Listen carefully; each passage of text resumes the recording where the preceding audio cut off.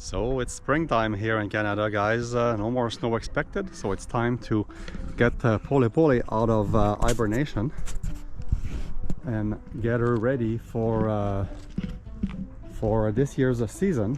However, this is a bit special for me because I decided it was time to sell her, and I found a buyer. Really nice people, nice couple. They're retired. They will take good care of her, and basically I'm making this video also a lot for them to know what to do when it comes time to take Pole Pole out of winter mode. So I will do this video in French because my buyers are French, just like me. It's my first language, and the rest of the video for this will be in French, but I'm sure you'll understand if you're interested in knowing what to do, or what I do at least, to get Pole Pole MacGregor 26M out of winterization mode. So here it goes. The rest of this video will be in French. Donc, mes chers amis qui achètent mon beau voilier, je vous montre ce que je fais l'hiver. Bon, je protège ça parce que je veux pas qu'un véhicule rentre dedans, tout simplement. Et puis, il y a beaucoup de choses que je peux laisser, mais j'enlève tout ce qui peut se faire manger, attaquer par des souris s'il y en avait. J'en ai jamais eu à bord, mais je prendrais pas la chance. J'ai la toile, là, évidemment, pour l'hiver. Et puis, je couvre toujours le pneu, été comme hiver, pour qu'il ne sèche pas au soleil. Et puis, il va rester juste à lever le moteur, lever l'échelle et me préparer avec le Jeep à apporter le voilier en bas, tout près de la maison, pour faire le reste.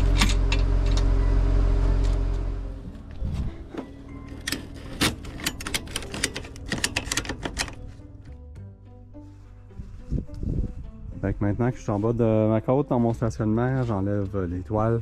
La toile grise couvre à peu près tout, sauf une petite partie derrière. Puis comme j'ai peur qu'il y ait de la neige qui rentre là, puis qu'elle fonde, que ça devienne de la glace, puis faire des dommages, j'ajoute toujours une toile comme ça qui couvre aussi mon solaire. Pour ce qui est du reste, c'est juste une corde qui tient la toile. Moi, ce que je fais, c'est que je l'installe à toutes les deux comme ça pour prendre un peu moins de corde. Elle va prendre deux œillets à l'autre côté, elle vient prendre deux œillets ici. Puis c'est ça, au début je le faisais là, une à une, mais ça prenait énormément de cordes pour rien. Puis l'autre corde, on va voir après, c'est pour retenir les tuyaux qui donnent de soutien à la toile. Puis là, il reste juste à enlever tout le système de tuyaux que je mets, qui est un peu un squelette là, pour tenir la toile, faire moins de pocket. Ça fait pas de pocket de neige, de glace, d'eau. Fait que c'est juste de détacher, ils sont tous attachés après la remorque, tout simplement. Juste pour que tu te comprennes, un coup que c'est enlevé, là, j'en ai 1, 2, 3, 4 avant le spreader. Sur le spreader, je l'ai mis un plus large là, qui se prend dans le spreader. Après ça, il y en a 2. Tu arrives à une chandelle, je l'ai mis un plus large. Et puis tu as une coupe ici, puis je finis partout où ça pourrait être des points de pression, je mets des petites balles de tennis comme ça. Parfait, la toile est enlevée. Autre chose que je mets toujours pour tout l'hiver, c'est des petites billes là, comme ça, Dry-Z, dans des bidules comme ça.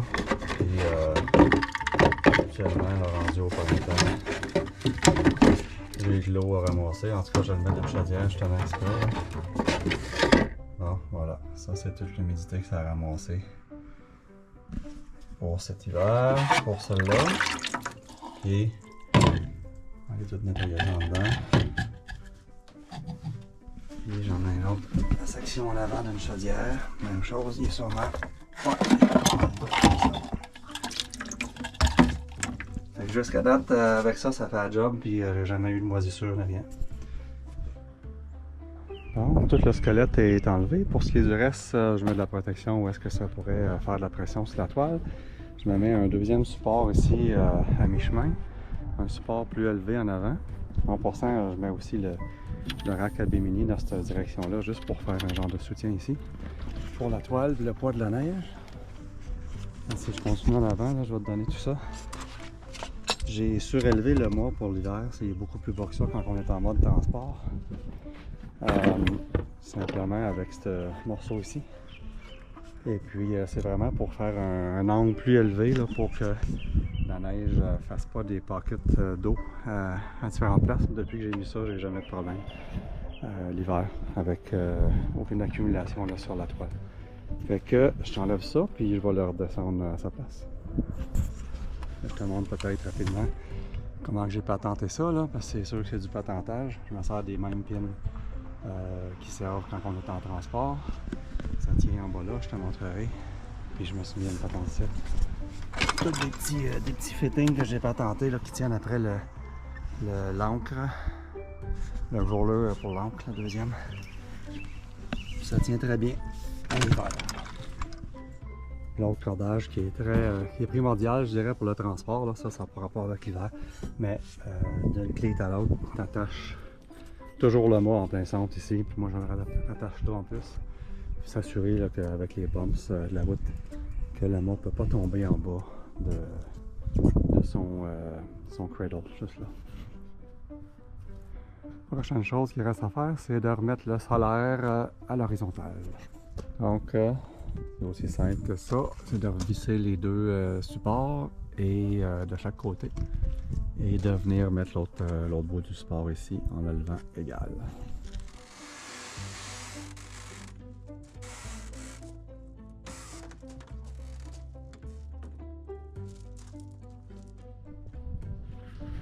Donc, c'est pas plus compliqué que ça. Ça, c'est juste à revisser ici à sa place dans le soutien. Le solaire avec le stainless steel va sur le stainless steel, et puis ça c'est pour le bimini, pour tenir la patte arrière du bimini. Et puis pas plus compliqué que ça. La strap bleue qui est là, je la mets là, quand il est en mode vertical. Rendu à l'horizontale, c'est sûr que je l'enlève. Il va rester juste à rebrancher le solaire quand je vais mettre les batteries dans le bateau. Évidemment, pas avant. Pour me préparer à monter le mât pour la première fois, quand j'ai réinstallé tout ça, parce que je le défais pour l'hiver, bien important de remettre un safety wire. Ça c'est pour le spinnaker que je ne mettrai pas ce fois ici, on le mettra la prochaine fois qu'on le monte. Détacher tout ce qui soutient le mât en place. Et puis l'autre chose que je fais, c'est que je mets une messenger line après le foil ici pour quand ça va être élevé. Pour la messenger line ici, on peut prendre n'importe quel cordage évidemment. Moi j'essaie de faire un nœud butterfly qui s'appelle, je pense. Simplement parce qu'il est solide mais aussi facile à défaire, puis qu'on peut mettre deux cordes de différents diamètres. Mais ça c'est un choix personnel. Mais ce que je fais, c'est que j'utilise le roller furler. Cette petite ligne-là bleue qui est temporaire, ça peut être n'importe quel bout de corde, mais j'utilise le roller furler tout simplement parce qu'elle est assez longue et que je m'en sers juste une fois pour monter la voile. L'autre chose à ne pas oublier, c'est de mettre les baby stay, les petits morceaux, les petits fils de métal là, de chaque côté. Puis un qui s'attache là, l'autre ici, et puis ça garde ton mât centré pendant qu'il lève jusqu'à temps que les vrais haubans de chaque côté fassent le job. Alors il reste juste à craquer ça puis monter.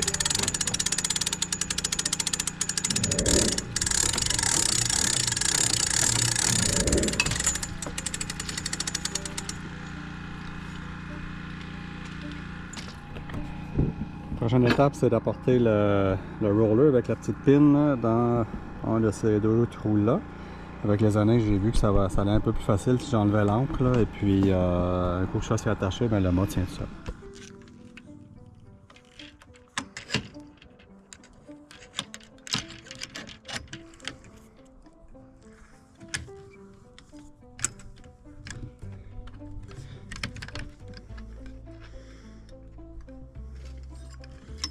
That's it.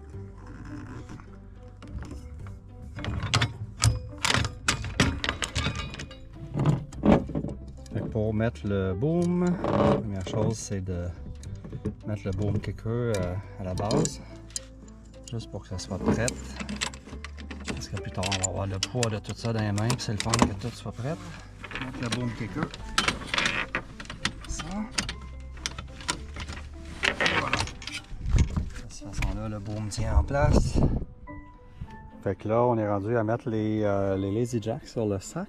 Puis je fais toujours bien attention à ces cordages-là parce que je les attache les trois bouts ensemble. Parce que sinon, ça m'est arrivé bien souvent de tirer sur un, puis tout d'un coup, il y en a un qui se rend trop haut pour le rejoindre, et puis c'est un paquet de trouble. Donc, c'est d'attacher les trois sur un côté et les trois sur l'autre. Je vais essayer de démontrer ça. Après avoir installé toutes les Lazy Jack Line sur le Lazy Bag, je peux le faire après ou avant, mais c'est de mettre les straps qui sont ici, là, qui s'attachent. Ça retire le sac ou ça retient le sac par en avant. Fait que c'est les mettre assez serré pour que ça ait une force par en avant. Et il y aurait juste à zipper ça. Un coup que la voile, le baume est levé avec le Lazy Bag, je peux faire ça avant ou après, mais il reste à mettre le papier évidemment dans la tête qui est là. Fait que c'est là que je fais ça.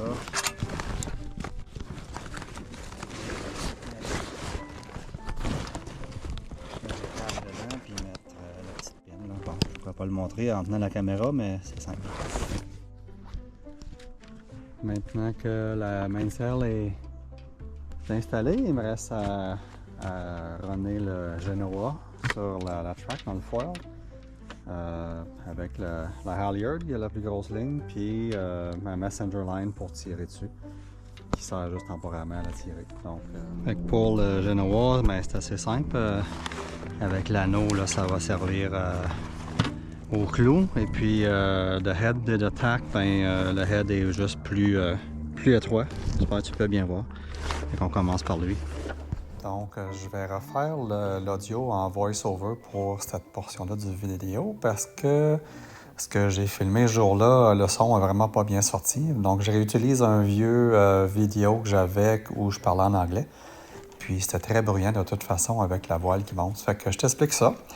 Il s'agit tout simplement, comme tu vois, de tirer le messenger line qui est attaché au halyard de la headsail en guidant le cordon, le bolt rope dans la fente là, du foil.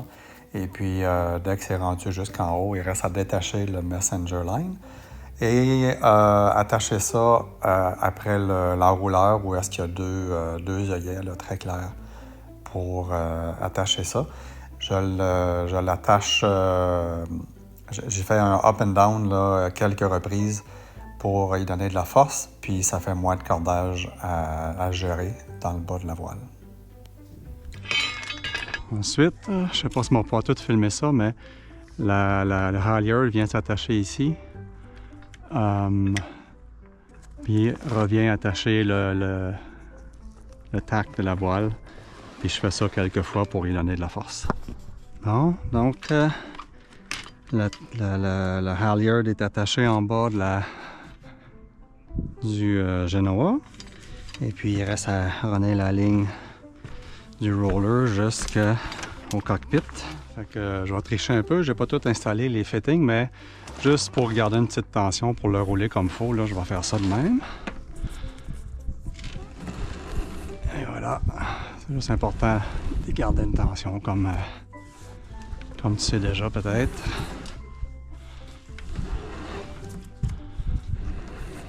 Ce qui est le fun, c'est que le vent nous aide. Bon, fantastique. Puis là, je vais 3, 4, 5 wraps. Puis habituellement, c'est suffisant. Ça, c'est barré là. Il reste à mettre le bas, le soc. Et après tout ça, après le boom kicker, ben, il reste à mettre le Cunningham. Installe comme ça. Je sais que habituellement, je pense que cette partie-là va en bas. Personnellement, j'aime pas que les cordages soient ici puis ils nous visent un peu à... ça restait des fois pris avec le dagger board qui monte et descend pour ce cordage-là. Je le mets ici. Puis pour moi, je l'ajuste tellement peu souvent que ça fait mon affaire, mais je comprends qu'il y en a beaucoup qui disent que ça doit aller en bas. Prochaine étape, j'installe les batteries comme ça. Le négatif par en haut, positif un peu plus caché. J'ai mis la batterie de gauche, de centre et de droite. Fait que c'est comme ça que tu installes le petit bouton, là, c'est vraiment simple. Il y a un côté qui dit up, puis l'autre côté dit link, c'est dans le côté up qu'on branche cette affaire-là. Puis là, tu vois, la lumière est fermée, on tient ça quelques secondes. Et quand elle s'allume solide, ça veut dire que la batterie est activée là, dans le fond. Puis quand c'est très pâle, ça veut dire qu'elle est en mode dormant. C'est presque terminé, donc finalement, maintenant qu'elle est attachée après le petit rack, ça ici je l'installe ensuite juste pour protéger qu'il n'y ait rien qui puisse venir se coller sur les batteries, mais puis je l'enlève pour sortir les batteries là, par ici. Il me reste à partir le moteur. J'ai fait sûr qu'il y avait assez d'huile, mais je l'avais rempli à la fin de l'année passée. Et puis je vais y mettre les oreilles. Et puis habituellement à chaque année, il y a bien parti dès la première fois au printemps. On va voir si c'est encore le cas. Parfait. Donc là, je donne de l'eau pour le moteur. Et on va aller partir ça. Donc ça, c'est la façon de bord, la petite chose ici sur le pédestal, le petit couvert de pédestal. Je mets toujours ça pour éviter la pluie, etc. Puis un peu cacher les instruments, là, parce que ça peut être tentant des fois pour les gens s'ils voient ça pendant que le bateau est tout seul. Bon, écoute, j'avais laissé les clés là l'année passée. Fait que j'ai l'eau qui coule, puis on essaye ça. En neutre ici. Parfait.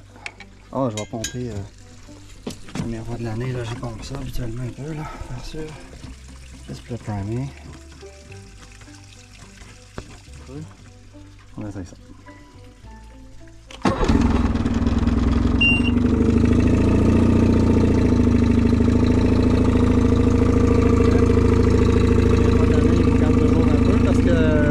Verniser, là, ça y envoie de l'huile partout dans le moteur. La procédure pour les verniser, c'est assez facile. Donc, je vais vous canner un petit peu, après ça, d'habitude, ça se calme.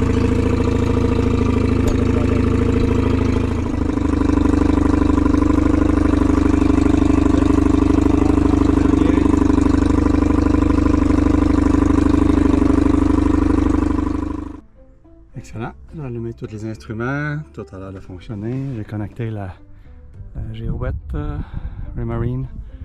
On va l'enlever pour un launch trailer évidemment, mais on voit que tout fonctionne. La direction, très peu de vent aujourd'hui, mais bon, ça enregistre 0.4, 0.5 nœuds. Alors, c'est ça, tout fonctionne. Si même, exemple, que je mets le pilote dessus.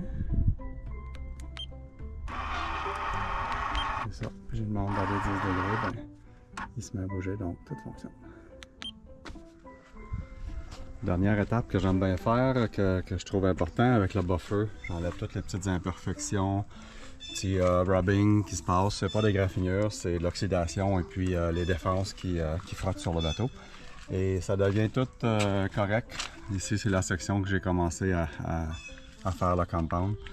Donc je fais un compound comme ça, puis après que c'est enlevé, je fais une cire, puis il va venir aussi beau que neuf.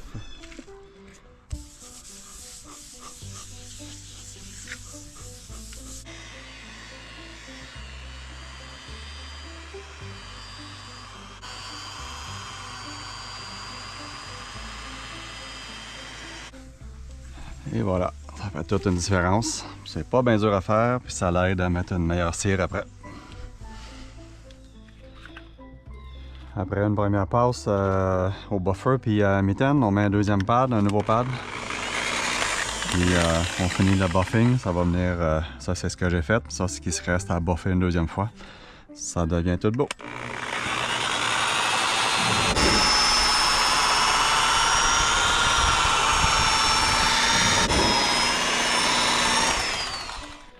Alors voilà, c'est fait. J'ai fait un bon buff pour enlever toute l'oxydation. Comme tu peux voir, un beau petit effet miroir. Et puis, il va rester à faire une belle cire là-dessus pour le protéger tout l'été. Et puis, ça va durer toute la saison. Autre étape, c'est de regraisser le bearing pour le trailer.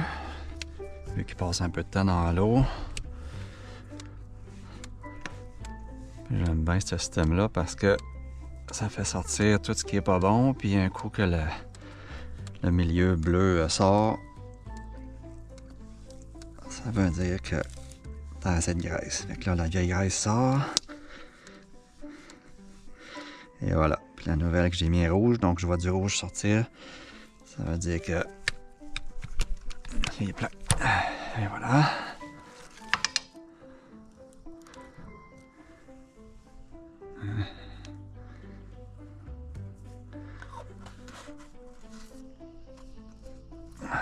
Good. Autre chose, c'est que je mets la graisse partout que le moteur en a besoin. Et voilà, c'est assez.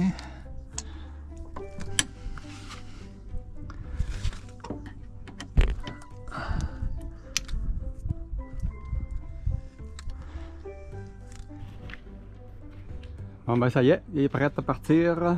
Puis je vais juste te démonter ça, le mettre en mode trailer, pour te montrer peut-être quelques trucs, mais ça je pense que tu vas bien te débrouiller. Puis si tu as des questions, tu peux toujours m'appeler évidemment. Fait que je vais faire ça puis te documenter quelques petites étapes. Bon, c'est que pour enlever le sailbag, je laisse le boom et tout ça dans un morceau. Et puis je prends tout simplement toutes les lazy jacks. Je fais sûr de ne pas en échapper un parce que là, évidemment, c'est tout des poulies en haut. Puis ça peut se retrouver trop haut pour les retrouver, là, pour les rejoindre. Fait que je les tiens toujours ensemble, toute la gang, puis je les attache tout au mât, tout simplement.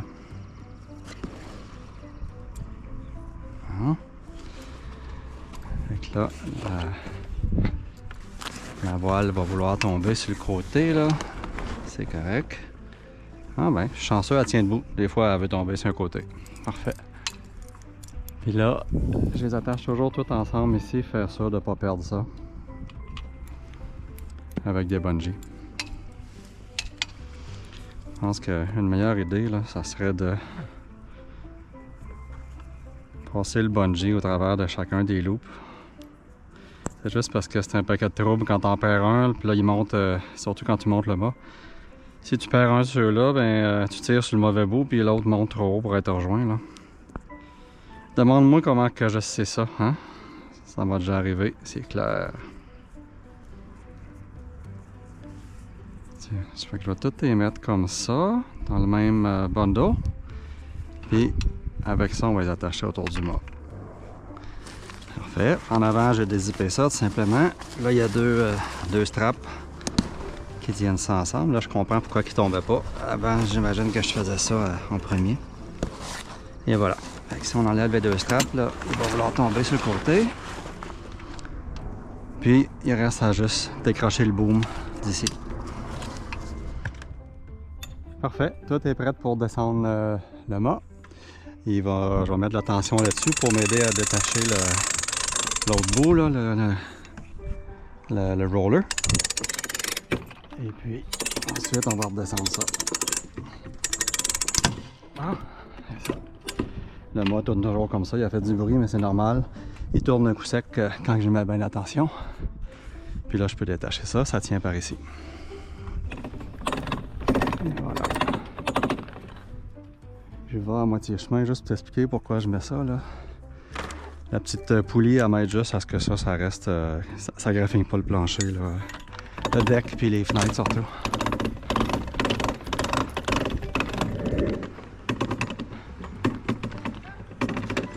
Et voilà, that's it.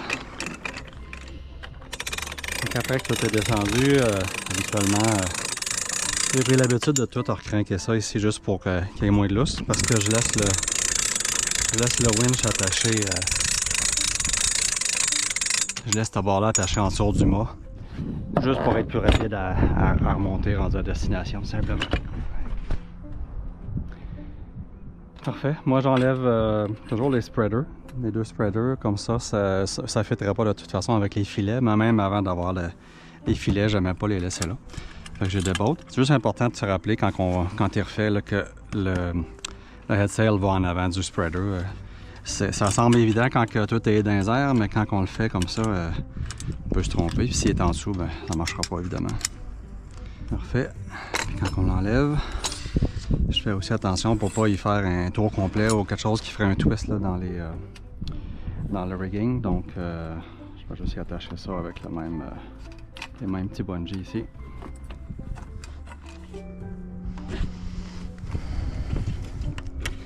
Excellent. Il reste juste à walker le mât jusqu'en arrière, jusqu'en avant, c'est-à-dire, pour ramener tout ça. Puis il s'attache au pulpit. Habituellement, là, en mettant ça dans mes poches. Seulement s'il n'y a pas de snag, mais c'est juste de le rouler vers nous autres ici. Une fois sur deux, il y a un petit snag quelque part, mais ça c'est normal. Bon, parfait.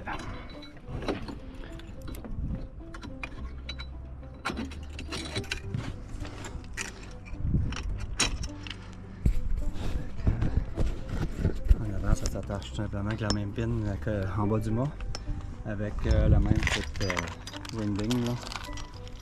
Je peux fouiller dans mes poches, et voilà. C'est tout. Avec les années, avant là, je strappais ça sur le mât, puis tout, ça faisait des curves et tout, puis je trouve ça l'endommage. Fait que là, j'ai découvert qu'en le mettant graduellement en rond comme ça, un genre de grand ovale, c'est parfait, puis ça permet de pas trop dépasser en avant. Si tu le strappes après le mât, ça va dépasser super loin, puis là, il faut le supporter. Tandis que comme ça te permet de l'attacher à peu près à la même place que l'ancre. Et ce genre de grande curve là, ça fait rien, là, ça fait aucun dommage dans le fond. Fait que j'aime mieux ça comme ça. Une chose que j'aime bien depuis que j'ai mis ça, avant le mât complet, là, ça se prignait, c'était effrayant là, pendant qu'on laissait la route. Et puis depuis que je mets ça, genre de soutien au milieu, ça va beaucoup mieux, beaucoup moins de mouvement. Puis bon, je le tiens comme ça, je l'attache comme ça avec une strap bungee, whatever, qui fait le tour de tout ça. C'est ça, je le tiens comme ça, puis ça a toujours bien fonctionné pour que le mât ne rebombe pas trop pendant qu'on est sur la route. Puis il reste tout rattaché, là, chacune des petites cordages, là, mais le reste pas mal simple, puis aussi l'attacher en arrière comme il faut. Bon ben c'est pas mal fait. C'est comme ça que je le mets en mode trailer, j'attache ça après le anchor roller, un autre petit tie down ici pour le foil, tout ce qui est décordage autour du mât, incluant le mast winch, le Jenny pole, je l'attache comme ça. Dans le fond, n'importe quoi qui est lousse, la petite patte au milieu, bien attachée comme ça pour pas que ça rebombe, ça l'aide énormément. J'attache le boom avec la voile, là, toute montée, prête à mettre là. Puis le reste, c'est juste d'attacher comme bon te semble, qu'est-ce qui pourrait balloter là. Comme ça, habituellement, c'est pas mal une bonne façon. Et puis pour le reste, très important d'attacher le mât ici pour pas qu'il sorte de son cradle. Je le rattache aussi au cradle. Comme j'ai expliqué, je mets ça ici pour donner une petite force additionnelle là, à l'arche qui tient le solaire et qui tient le mât pendant la route, c'est parce que j'ai peur que ça springe. J'ai jamais eu de problème, mais j'ai toujours mis ça justement pour pas avoir de problème, au cas où. Et puis tout est couvert ici, j'attache ça, rien qui peut partir au vent. Et puis je vais te montrer le reste pour en bas. Il reste qu'à mettre la ligne de vie, puis ça c'est prêt. Dernière petite chose que je fais au début de chaque saison avant de monter le mât, c'est du dry lube comme ça. Ça aiderait vraiment la voile à monter et descendre dans la traque. Fait que je fais ça tout le long de la traque. En ce moment, il restait juste assez. Puis l'autre place que je le fais aussi, c'est dans ça ici. Ça empêche un peu la friction. En fait, ça empêche un peu le bruit aussi. On va voir. En tout cas, ça l'aide à glisser mieux. Puis c'est pas gommant. C'est une affaire que tu vas probablement vouloir t'acheter pour en remettre de temps en temps. Une autre petite chose qui aide beaucoup au début de saison, c'est de mettre du silicone dans tout ça. C'est un peu dur à ouvrir début de saison. Donc, un petit spray à silicone, ça l'aide énormément. Dans la tige, puis dans le bord, si on veut. Et habituellement, ça l'aide à bouger énormément. Et voilà. Hyper facile. Okay. Chaque saison, je fais ça. Pour ce qui est dans le bateau, j'ai tout mis en avant, qu'est-ce qui est voile, une coupe de coussins qui vont être à l'extérieur. La toilette bien sécurisée, évidemment elle est vide, là, mais toute sécurisée, c'est comme ça que je le fais toujours. Le frigo il vient attaché comme habituellement. Présentement il est plugué, là, on va le dépluguer pour la route, mais bon, c'était juste pour pas qu'ils se mettent à sentir ou quoi que ce soit. Et puis tout le reste peut rester comme ça. J'ai mis toute la multitude de coussins que tu te serviras peut-être pas toutes si t'es comme moi en arrière. Et puis tout ce qui est toile, bimini, Dodger, etc. c'est tout là. Donc il ne devrait rien te manquer dans ce coffre-là. Ici, je t'ai tout mis les cordages et puis un peu d'outils, etc. qui me sert. Mais tous les cordages pour les voiles, mais aussi pour les amarres, tout est là. Il n'y a rien dans l'autre coffre, à peu près presque rien là-dedans. En fait, dans ça ici, là, c'est un peu vite fait. Mais les choses de cuisine, bien surtout la belle Winvane Raymarine que tu vas installer. On fera ça ensemble un coup qu'on met ça à l'eau. On le met là pour que ce soit sécure. Puis c'est tout. Les batteries sont installées en dessous là, donc c'est toujours comme ça que je l'ai amené en remorque et puis ça devrait bien aller, mon cher. On se voit bientôt.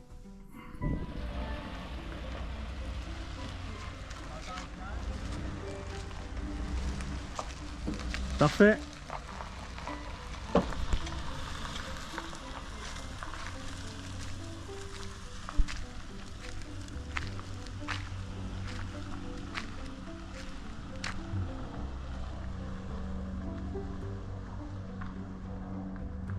You know what they say, the best day when you get your sailboat and the second best day when it leaves. Well, I gotta say I don't agree with that. I'm very sad to see it go.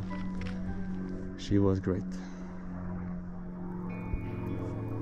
but she's in good hands.